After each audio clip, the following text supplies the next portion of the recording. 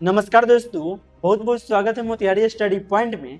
यह वीडियो 2026 में जो आप एग्जाम दीजिएगा उसके लिए बहुत ही महत्वपूर्ण है, जो कि हम लोग गद्य खंड पढ़ चुके थे और गद्य खंड में 13 चैप्टर था। वह 13 चैप्टर को हम समाप्त कर दिए थे और अब हम लोग जो पढ़ेंगे वह काव्य खंड को पढ़ेंगे। और काव्य खंड में भी 13 चैप्टर है, जो कि शुरू किए तो 13 चैप्टर भी समाप्त कर देंगे। एक चैप्टर पढ़ा चुके हैं और दूसरा चैप्टर जो आज पढ़ेंगे वह दूसरा चैप्टर जो है वह पद। और यह जो पद है दूसरा चैप्टर, यह पद जो है वह तुलसीदास जी का नहीं है। दूसरा पद तुलसीदास जी का है, लेकिन पहला पद जो है वह सूरदास जी का। इसके अगले वीडियो में हम लोग पढ़ेंगे तुलसीदास जी के बारे में, ठीक। और आज के वीडियो में जो पद पहला है उसका नाम है सूरदास जी। उसका लेखक क्या है? सूरदास जी। और सूरदास जी के बारे में हम लोग सिर्फ ऑब्जेक्टिव पढ़ेंगे, जो कि टॉप वीवीआई ऑब्जेक्टिव पढ़ेंगे। यानी कि इस वीडियो को देख लीजिएगा तो इसी वीडियो में से आपके एग्जाम में प्रश्न परीक्षा में पूछा जाएगा। इस वीडियो से बाहर एक भी प्रश्न नहीं पूछा जाएगा। तो चलिए हम लोग सीधे प्रश्न की बात करते हैं। देखिए, इसके पहले जो टेस्ट हुआ था उसका टॉपर 9 नंबर प्रश्न का पूछे थे, जो कि राइट आंसर बी होगा। तो सबसे पहले धर्मवीर कुमार जो थे ना, वो राइट आंसर ऑप्शन बी किए थे। उसके बाद भी बहुत आदमी कमेंट किए थे, लेकिन सबसे पहले इनका था। धर्मवीर कुमार को यहाँ पे पेमेंट कर दिए थे और इनके मुंह से भी सुन लीजिए। नाम धर्मवीर कुमार है और मैं लखीसराय डिस्ट्रिक्ट से बिलोंग करता हूँ। आज मोतिहारी स्टडी पर टेस्ट हुआ था, जिसका विजेता मैं हूँ, जिसके लिए सारी मुझे 30 रुपये दिए।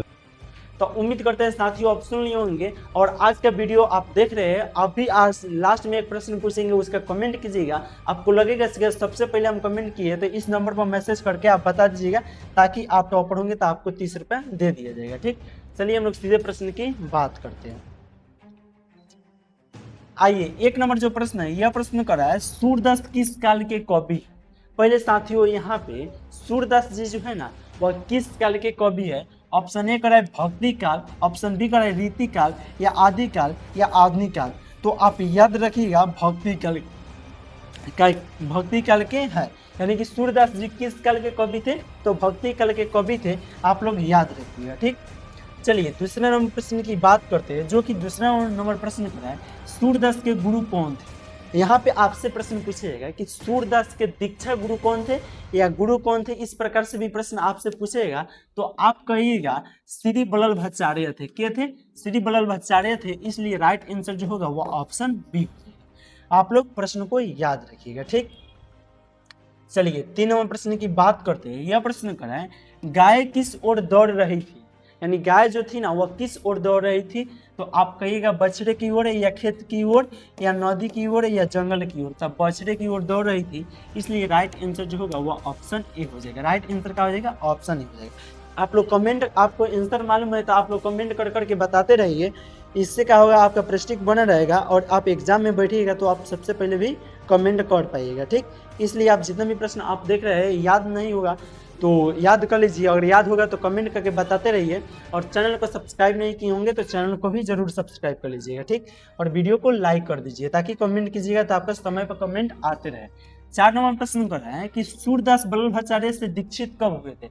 यानी कि सूरदास जी जो थे ना, वह वल्लभाचार्य से दीक्षित कब हुए थे। तो आप याद रखिएगा, अनुमानता में उनको बताया गया है, जो कि 1509 से 1510 ईस्वी के आसपास में था। इसलिए राइट आंसर जो होगा वो ऑप्शन ए हो जाएगा। अनुमानता कितना? 1509 से 1510 ईस्वी के आसपास में।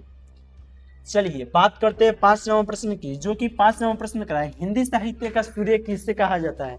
यानी कि हिंदी साहित्य का सूर्य जो है वह किससे कहा जाता है। तो आप याद रखिएगा सूरदास को कहा जाता है। किनको कहा जाता है साथियों? सूरदास को कहा जाता है।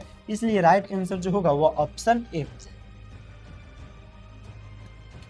6 नंबर प्रश्न करा है सुबह होने पर चांद कैसा हो जाता है। यानी सुबह होता है उस समय चांद कैसा हो जाता है। ऑप्शन ए करा है उगने लगता है, ऑप्शन बी करा है चमकने लगता है, ऑप्शन सी करा है मलिन हो जाता है, ऑप्शन डी करा है दिखाई नहीं पड़ता है। तो साथियों आप याद रखिएगा, ना ही उगता है ना ही चमकता है, मलिन हो जाता है। कैसा हो जाता है साथियों? मलिन हो जाता है। इसलिए राइट आंसर जो होगा वो ऑप्शन सी हो जाता है। यानी कि सुबह होने पर चांद कैसा हो जाता है? तो मलिन हो जाता है, ठीक। ऐसे प्रश्न पूछा जाएगा कि आपको लगेगा कि कुछ प्रश्न में जान पढ़ानी ही नहीं है। आप लोग डेली पढ़ाई कीजिए। सुबह होने पर कमल क्या हो जाता है। ऑप्शन ए कर खिल जाता है, या मुरझा जाता है, या तो आप याद रखिएगा खिल जाता है। कमल क्या हो जाता है? सुबह होने पर खिल जाता है। इसलिए राइट आंसर जो होगा वो ऑप्शन ए हो जाएगा। 8 नंबर जो प्रश्न है, यह प्रश्न करा है सूर्य किस मुगल शासक के समकालीन थे, यानी कि सूर्यदास जो थे ना वह किस मुगल शासक के समकालीन थे, तो आप याद रखिएगा अकबर के थे, इसलिए राइट आंसर जो होगा वह चाची वाला ऑप्शन सी हो जाएगा। चलिए 9 नंबर प्रश्न की बात करते हैं, यह प्रश्न करा है अम्बुज कर धारी में कौन सी अलंकार है, आप याद रखिएगा उपमा अलंकार है, इसलिए राइट आंसर जो होगा वह ऑप्शन ए हो जाएगा। चलिए बात करते हैं 10 नंबर प्रश्न को, जो कि 10 नंबर प्रश्न करा है कमल कुसुम फूले में कौन सा अलंकार है, तो कमल कुसुम फूले में अलंकार जो है वह उपमा नहीं होगा, क्या राइट आंसर हो जाएगा अनुप्रास हो जाएगा। कमल कुसुम फूले में कौन सा अलंकार है, तो आप याद रखिएगा क्या हो जाएगा अनुप्रास, इसलिए राइट आंसर जो होगा वह ऑप्शन बी हो जाएगा। 11 नंबर प्रश्न की बात करते हैं, जो कि करा है कृष्ण कहाँ बैठकर भोजन करते हैं, नंद की गोद में कृष्ण जो थे ना वो बैठ के कृष्ण भोजन करते थे, इसलिए राइट आंसर क्या हो जाएगा ऑप्शन ए हो जाएगा। कृष्ण बहुत कोई सुन रहा होगा, कृष्ण के गाना सुनोगे तो वह कृष्ण यहाँ पे कहिएगा, ठीक। आइए 12 नंबर प्रश्न की बात करते हैं, भगवान श्री कृष्ण किस कवि के पूज्य थे, तुलसीदास जी के थे नहीं, जायसी जी के थे तो नहीं, कबीरदास जी के थे नहीं, सूरदास जी के थे, इसलिए राइट आंसर जो होगा वो ऑप्शन डी हो जाएगा। किन के थे, सूरदास जी के थे। 13 नंबर जो प्रश्न है, यह प्रश्न क्या है सुबह होने पर कुमुद क्या हो जाता है, तो आप याद रखिएगा संकुचित हो जाता है, सुबह होने पर कुमुद क्या हो जाता है साथियों, संकुचित हो जाता है, इसलिए राइट आंसर जो होगा वो ऑप्शन बी। चलिए 14 नंबर प्रश्न की बात करते हैं, यह प्रश्न करा है आचार्य रामचंद्र शुक्ल को सूरसागर परिसीमित लगा क्योंकि वह क्या थे गीति काव्य है, क्या थे गीति काव्य है, क्योंकि वह गीति काव्य है, इसलिए राइट आंसर जो होगा वह ऑप्शन बी हो जाएगा। चलिए 15 नंबर प्रश्न की बात करते हैं, सूर्य के प्रथम पद में किस रस की व्यंजना हुई है, ऑप्शन ए करें श्रृंगार का या भक्ति का या वात्सल्य का या वीर का, तो आप याद रखिएगा वात्सल्य का हुआ है, इसलिए राइट आंसर जो होगा वह ऑप्शन सी हो जाएगा। चलिए नेक्स्ट प्रश्न की बात करते हैं, यानी कि 16 नंबर प्रश्न को देखते हैं, भ्रमर गीत का वर्णन किसने किया, यानी कि भ्रमण गीत का वर्णन जो है ना वह किसने किए थे, तो आप याद रखिएगा सूरदास ने किए थे, इसलिए राइट आंसर जो होगा वह ऑप्शन ए हो जाएगा। चलिए 17 नंबर प्रश्न की बात करते हैं, यह प्रश्न कराए बल्लभ भट्टाचार्य से मिलने के पूर्व सूर्य किस भाव के पद गाते थे, बल्लभ भट्टाचार्य के है, आप याद रखिएगा बल्लभ भट्टाचार्य जो है ना वो सूरदास के दीक्षा गुरु पूछेगा तो आप कहिएगा सूरदास के गुरु जी है, वही पूछेगा कि बल्लभ भट्टाचार्य से मिलने के पूर्व सूरदास जो थे ना वह किस भाव के पद गाते थे, तो आप याद रखिएगा दैन्य गाते थे, इसलिए राइट आंसर जो होगा वह ऑप्शन सी हो जाएगा। आइए इस प्रश्न का आंसर आपको मालूम है तो कमेंट करके बताइए, सूरदास का जन्म कब हुआ था। साथियों आपसे एग्जाम में पूछेगा कि सूरदास जी का जन्म कब हुआ था, तो आप याद रखिएगा 1478 में हुआ था। कब हुआ था साथियों, 1478 में हुआ था, इसलिए राइट आंसर जो होगा वो ऑप्शन बी हो जाएगा 1478 में, ठीक। चलिए नेक्स्ट प्रश्न की बात करते हैं। आइए 19 नंबर प्रश्न की बात करते हैं, यह प्रश्न करा है उनका तो जन्म कब हुआ था, 1478 में हुआ था, और यहाँ पे पूछा जा रहा है कि सूरदास का निधन कब हुआ था, यानी कि उनका निधन कब हुआ था, तो आप याद रखिएगा 1583 में निधन हुआ था। कब निधन हुआ था साथियों, 1583 में हुआ था, इसलिए राइट आंसर ऑप्शन ए हो जाएगा। चलिए 1583 में निधन हुआ था और 1478 में जन्म हुआ था। यहाँ पे कह रहा है सूरदास का जन्म कहाँ हुआ था, तो सिही गांव में हुआ था। सूरदास का जन्म कहाँ हुआ था साथियों, सिही गांव में, सिही नामक गांव में हुआ था, जो कि दिल्ली के निकट थे। कहाँ था, दिल्ली के पास में सिही गांव में हुआ था, इसलिए राइट आंसर क्या हो जाएगा, ऑप्शन ए हो जाएगा। और सिही नामक गांव माने सिही नामक गांव बताएगा, वो भी याद रखिएगा, उस प्रकार से भी प्रश्न आपसे पूछा जाएगा। चलिए 21 नंबर प्रश्न की बात करते हैं। यह प्रश्न करा है मीरा ने अपना प्रियतम किसे माना, यानी मीरा जो थी वह अपना प्रियतम किसे माने हैं, तो आप याद रखिए कृष्ण को माने हैं। किनको माने हैं साथियों, कृष्ण को, इसलिए राइट आंसर जो होगा वो ऑप्शन बी। चलिए 22 नंबर प्रश्न की बात करते हैं, जो कि करा है सूरदास किस मार्ग में दीक्षित हुए, यानी कि सूरदास जी जो थे ना वह किस मार्ग में दीक्षित हुए थे। ऑप्शन ए करा है अष्टछाप में, या संत मार्ग में, या पुष्टि मार्ग में, या इनमें से कोई नहीं। साथियों आप याद रखिएगा जो सूरदास जी जो थे ना वो पुष्टि मार्ग में दीक्षित हुए थे, इसलिए राइट आंसर जो होगा वो ऑप्शन सी हो जाएगा।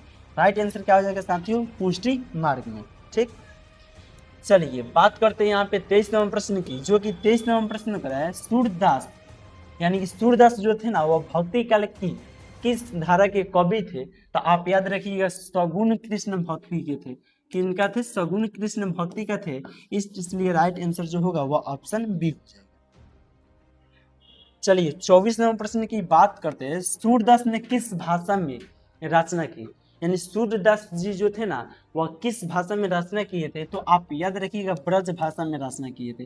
किस भाषा में रचना किए थे साथियों? ब्रज भाषा में रचना किए थे, इसलिए राइट आंसर जो होगा वह ऑप्शन क्या हो जाएगा? ए हो जाएगा। 25 नंबर प्रश्न करा है, सूरदास के संप्रदाय का नाम क्या था? तो सूरदास के संप्रदाय का जो नाम था ना वो आप याद रखिए क्या था? यह भी नहीं था ना, यह भी नहीं, यानी कि पुष्टि संप्रदाय था। राइट आंसर क्या हो जाएगा साथियों? ऑप्शन ए हो जाएगा। यानी कि सूरदास के संप्रदाय का नाम क्या था? तो पुष्टि मार्ग था, इसलिए राइट आंसर जो होगा वो ऑप्शन ए हो जाएगा।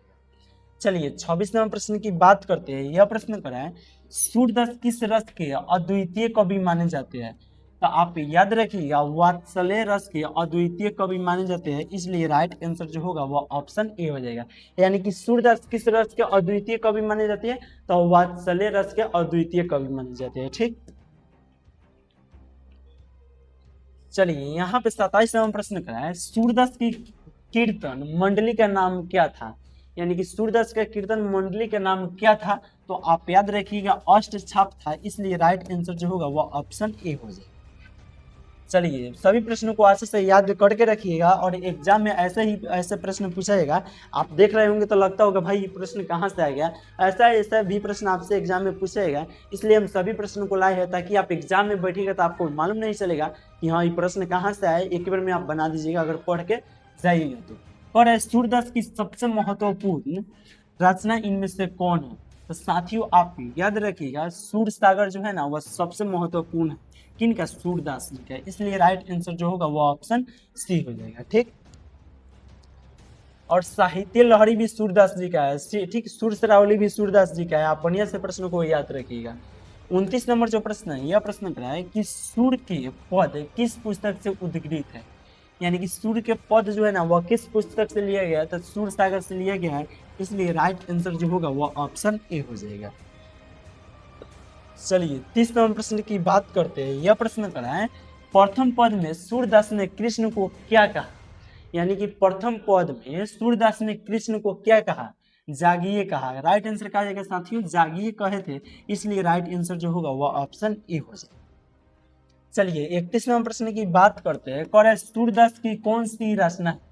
यानी कि इसमें से पुत्र वियोग जो है वह सुभद्रा कुमारी चौहान जी का है, कड़बक पाठ के लेखक मलिक मोहम्मद जायसी जी है, नाभादास जी छपाई पाठ के लेखक है, और सूर सागर पाठ के लेखक के है?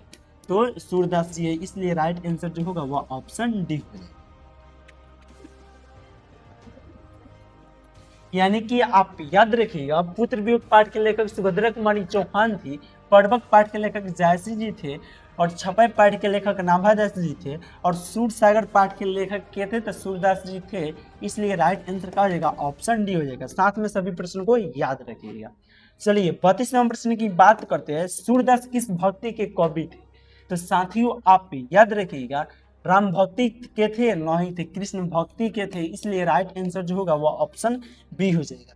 देखते रहिएगा, जैसे प्रश्न आएगा तो इससे आप लोग कमेंट करके बता दीजिएगा। ठीक, यह प्रश्न पूछा गया था, यह बहुत ही इंपॉर्टेंट प्रश्न है। यह प्रश्न करा है, भोजन करी नंद आचमन लीनहो मांगत सर जुठनिया, यह उक्ति जो है वह किस शीर्षक कविता से ली गई है, लिया गया है? तो आप याद रखिएगा सूर के पद से लिया गया है, इसलिए राइट आंसर क्या हो जाएगा? ऑप्शन ए हो जाएगा, यानी कि सूरदास के पद से लिया गया है। ठीक, चलिए यह प्रश्न को देखिए, यह प्रश्न समझने वाला है। यह प्रश्न करा है, राप्ती गो खरेकनी में बछड़ा हित धाये, यह पंक्ति किस शीर्षक कविता से है? यानी कि राप्ती मतलब समझिएगा, यहाँ पर राप्ती मतलब जो गाय थी ना वह रभा रही थी। ठीक, और गो मतलब क्या होता है? गाय होता है। और खरीकनी मतलब जो होता है वह खेत खलियान, यानी खेत खलियान में होता है ना, बाछड़ा जो है गाय, जो माने गाय थे वह खलियान में रभा रही थी, ठीक है। और खलियान में क्या कर रही थी, में रभा रही थी बाछड़ा। बाछड़ा मतलब वो गाय के जो बाछड़ा रहता है वह हित मतलब उनके तरफ, धाई मतलब दौड़ के आ रही थी, यानी गाय अपने बाछड़ा की तरफ दौड़ के जा रही थी। यही पंक्ति जो है वह किस शीर्षक पाठ से कविता से लिया गया है, तो आप याद रखिएगा किससे लिया गया है, सूरदास के पद से लिया गया है। इसलिए राइट आंसर जो होगा वह ऑप्शन सी हो जाएगा। उषा पाठ जो है ना, उषा पाठ के लेखक शमशेर बहादुर सिंह जी है। आप याद रखिए गांव का घर पाठ के लेखक जो है वह ज्ञानेंद्र पति जी है। साथ में याद रखिएगा पुत्र वियोग पाठ के लेखक जो है वह सुभद्रा कुमारी चौहान है। आप भी यह भी प्रश्न को साथ में याद रखिएगा, ठीक। चलिए 35 नंबर प्रश्न की बात करते हैं। यह प्रश्न होता है सत्संग में किनकी अभिरुचि थी। तो सत्संग में साथियों सूरदास की अभिरुचि थी। किनकी थी, तो सूरदास की अभिरुचि थी। इसलिए राइट आंसर जो होगा वह ऑप्शन बी हो जाएगा। और यहाँ पे याद रखिएगा जयशंकर प्रसाद जी जो है ना वह तुमुल कोलाहल कलह पाठ के लेखक जो है वह जयशंकर प्रसाद जी है। आप साथ में प्रश्न को याद रखिएगा। चलिए 36 नंबर प्रश्न की बात करते हैं। सूरदास किस भाषा के प्रसिद्ध कवि है, यानी सूरदास जी जो थे ना वह किस भाषा के प्रसिद्ध कवि थे, तो आप याद रखिएगा ब्रज भाषा के प्रसिद्ध कवि थे। किस भाषा के प्रसिद्ध कवि थे साथियों, तो ब्रज भाषा के थे। इसलिए राइट आंसर जो होगा वह ऑप्शन सी हो जाएगा। राइट आंसर का आएगा ऑप्शन सी हो जाएगा। और यहाँ पे एक प्रश्न है, हेलो। चलिए आइए नेक्स्ट प्रश्न की बात करते हैं। और जो नेक्स्ट प्रश्न है यानी कि 36 नंबर प्रश्न है, यह प्रश्न क्या करें। अब 37 नंबर प्रश्न को देखते हैं। यह प्रश्न है वात्सल्य भाव के सर्वोपरि कवि निम्न में से कौन है, यानी कि इनमें से कौन जो है वह कवि है, तो आप याद रखिएगा सूरदास जी है। इसलिए राइट आंसर जो होगा वह ऑप्शन सी हो जाएगा। आप याद रखिएगा तुलसीदास जी जो है ना वह दूसरा पद के लेखक है। और यहाँ पे जायसी जी जो है यानी कि मलिक मोहम्मद जायसी जी वह कड़बक पाठ के लेखक है। आप साथ में प्रश्न को याद रखिएगा।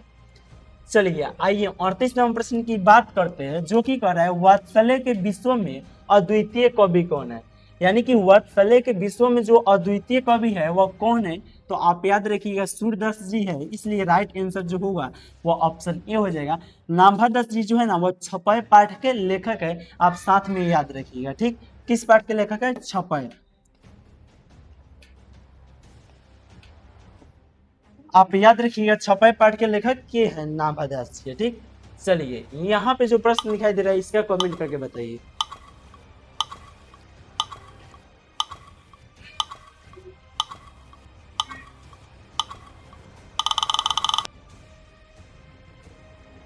उम्मीद करते हैं साथियों आप कमेंट कर दिए होंगे। आज दूसरा चैप्टर समाप्त कर दिए, कल तीसरा चैप्टर करेंगे। इसी तरह करते करते धीरे धीरे हम लोग इसमें जो काव्य खंड गद्य खंड में तो हम लोग 13 चैप्टर पढ़ लिए थे। काव्य खंड में 13 चैप्टर है, यह पढ़ लेंगे। आज दूसरा चैप्टर पढ़ लिए। इसी प्रकार से 29 जो चैप्टर है ना प्रतिपूर्ति में भी 3 है, यानी कि सभी प्रश्न कितना है 29 है। और 29 चैप्टर हम आपको पढ़ा देंगे। उसके बाद से आप एग्जाम देने जाइएगा तो बुक के प्रश्न आप देखते में आप बना दीजिएगा। इतना आपके पास कॉन्फिडेंस हो जाएगा।